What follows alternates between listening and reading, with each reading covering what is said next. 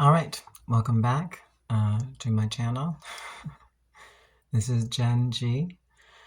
Once again, I am here in New England. It is March. It is getting a little bit warmer, thank goodness. It's been really cold this year. 2025 has been a really difficult winter.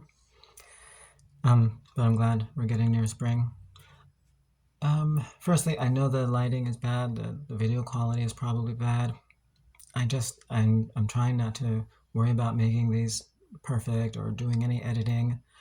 I'm just trying to record them for the sake of recording them and get them posted. And hopefully they'll be helpful for somebody and out there. And if not, there'll be a video journal of sorts for myself, which would be nice. And for people that know me. So, all right. Just wanted to say a couple things, just kind of recording my thoughts and feelings. So today is March 15th, Saturday. I am getting ready for work like a typical perverted trans person, fetishistic trans person. I am making lunch for myself. I just had oatmeal breakfast. I know, very perverse. I had a little bit of frozen berries in there. It was a little much. I don't know. I don't know if I should be posting this and talking about it. Maybe this will get banned or censored. I don't know. But yeah, I had berries in my oatmeal today. I will admit it. And yeah, and now I'm prepping my lunch, and I'm going to put one of these perverted clementines in there, maybe two. Okay, and in fact, I don't know if they are clementines or if they are mandarins. I don't know. I don't care. Okay. I can never remember if they're mandarins or clementines. I buy them and I'm like, I don't know. I remember one I thought was sweeter than the other last time I had them, and I can't remember which one that was, and I just don't remember anymore. So I don't know what the difference is, and I don't think it matters. So I'm just going to stop worrying about it. And I know that is another perverse admission. My delinquent mind that refuses to comply and comport with the standards of fruit nomenclature. I know. So yeah, I mean, I came out 4 years ago. Yep, 4 years ago. I came out publicly almost exactly 4 years ago. So I came out in to my work and publicly at the end of March, Trans Awareness Day, which was March 31st in 2021. So almost 4 years.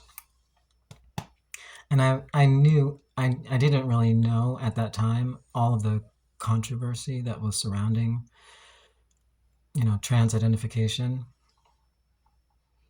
transgenderism. I really didn't. I was just following my feelings.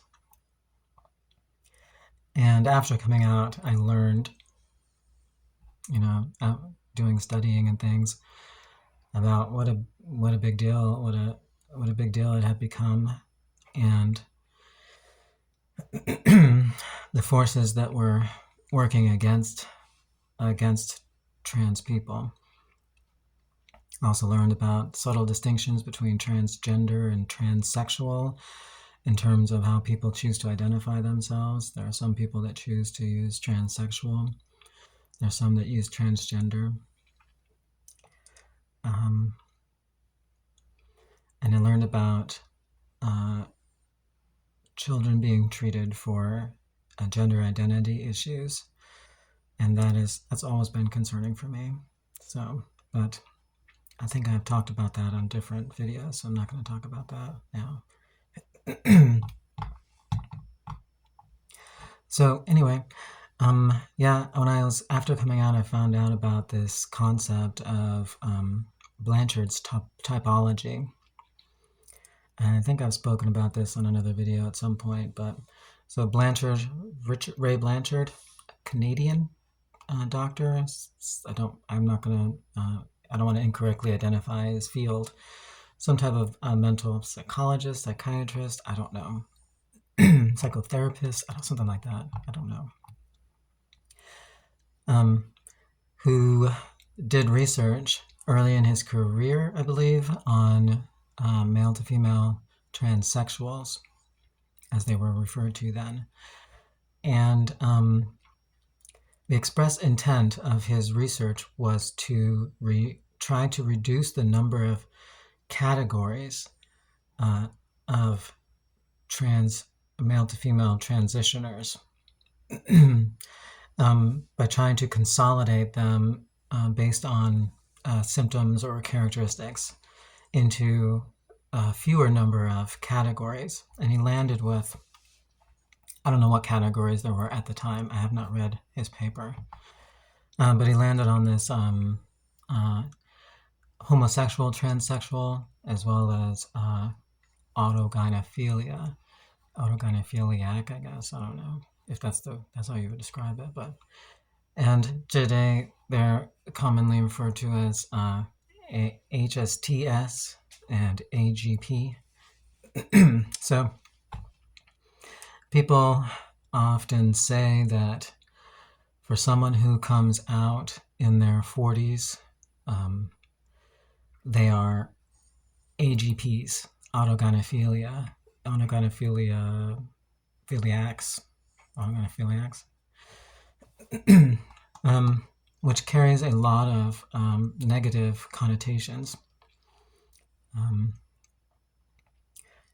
because of the fetishism that is associated with it. And the idea behind this is that men who are later in life, who transition later in life, are sexually attracted to the idea of themselves as a woman. So it is, I believe, pretty strictly a sexual paraphilia. So these people they do it for the kicks. They do it to get off, basically. And love of oneself as a woman. Okay. Anyway. I think that, of course, I believe that exists. Do I think that the majority or even most of people who come out in their 40s or later in life have this? Definitely not. I think that people can suppress it for ages for a number of reasons, and then finally, come out later in life, which is what I did. And I think that to lump us all in together with people that are, dealing with a pretty serious issue, which is a sexual paraphilia, and so kind of like an addiction to this experience or this sexual arousal in this certain way.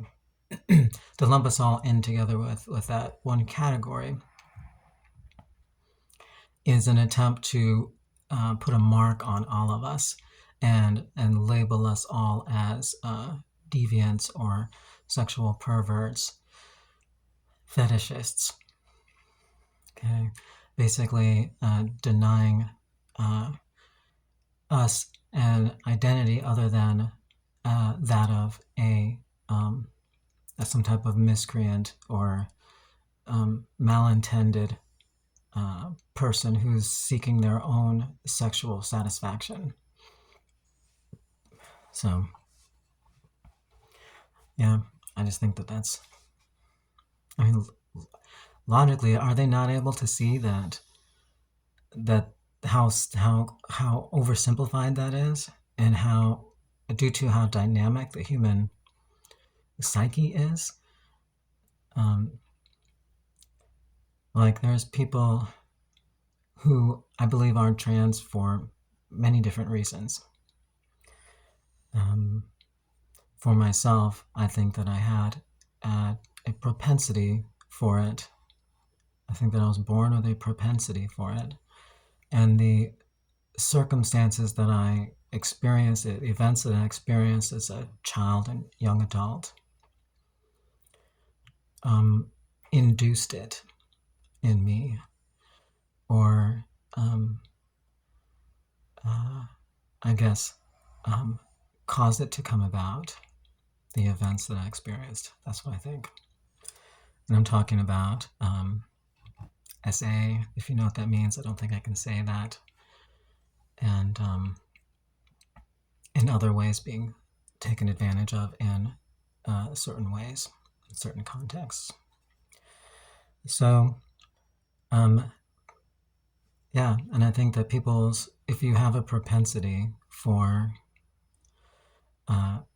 trans identification, and something in your life or some event can trigger it, and but because not everybody who experiences those things ends up being trans. And just like back in the day, and people said, oh, if you're gay, you're probably experienced something like that as a child, and you're going to go on and do that to other people.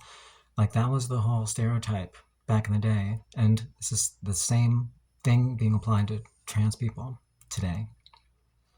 Same rationale. In any case, I know that I suffered a long time, years, decades, suppressing myself, suppressing who I am. And to finally come out and be liberated and free, and then have gender critical people and trans exclusionary radical feminists accusing you or people like you of being a sexual pervert and being a sexual deviant, a fetishist, akin to a minor attracted person, okay, in that same ballpark, to be seen that way after suffering for so long. It's disgusting. I think it's really disgusting for them to be that way towards us. Again, I'm not saying that doesn't exist. Okay, sure, there are people like that.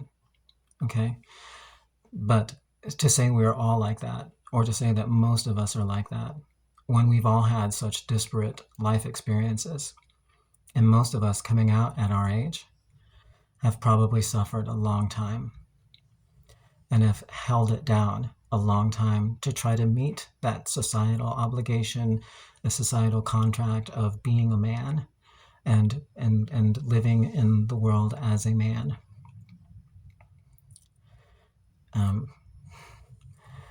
So, I mean, we did our time, okay?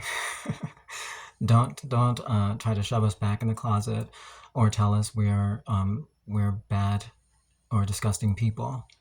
Okay, we did our time. We suffered trying to fit in and trying to be what the world wanted us to be. Okay, we did it. We did the work, all right? And we're not going to do it anymore. Okay, we're just going to be ourselves and live our lives. All right, half of our lives we lived as men, or tried to. And give us the rest of our lives to live how we want to, please. Okay? We did our part for your gender roles and your gender society and your gender norms. We did our part. We suffered. Okay? Now, let us live the rest of our lives in peace, please. Okay? Not trying to bother anybody, right? Not trying to hurt anybody. Okay? Just trying to be a person, trying to have love, trying to be in love, trying to treat other people well and with dignity, trying to respect other people and their boundaries, okay? And just trying to be alive and free. Okay. All right. That's all I wanted to say.